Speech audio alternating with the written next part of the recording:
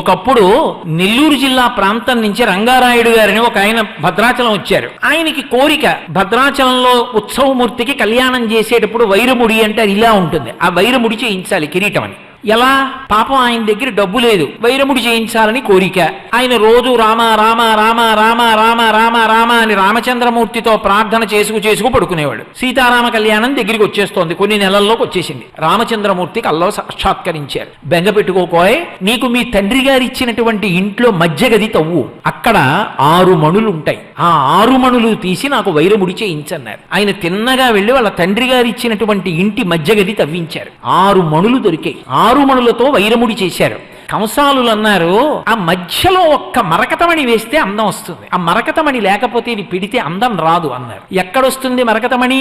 పాపం ఎలాగైనా సంపాదించాలని ఆయన భారతదేశం అంతా తిరిగాడు రంగారాయుడు గారు. ఆ 6 మణుల మధ్యలోకి ఇమిడేటటువంటి మరకతమణి ఎక్కడా దొరకలేదు. ఎక్కడా దొరకట్లేదు మరకతమణి. ఎలా? ఆయన బెంగపెట్టుకున్నాడు.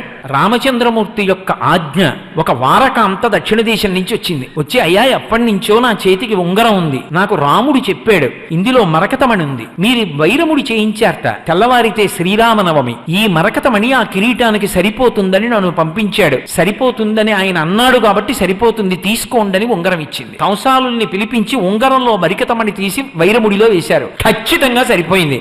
ఇప్పటికీ భద్రాచలం సీతారామ కళ్యాణంలో ఆ వైరముడే పెడతారు. అంత సత్యం. అందులో ఇంకా ఏమీ మీకు సందేహం అక్కర్లేదు. మహానుభావుడు పలుకుతాడు, గోదావరి తల్లి పలుకుతుంది. అందుకే వామాంకస్థిత జానకీ పెరిలి సత్కోదండ దండంకరే చక్రం చోద్భకరేణ బాహుయుగడే శంఖం శరం దక్షిణే బిభ్రాణం జలజాత పత్రనయనం భద్రాద్రి మూర్ధిని స్థితం కేయూరాది విభూషితం రఘుపతిం సౌమిత్రియుక్తం భజే.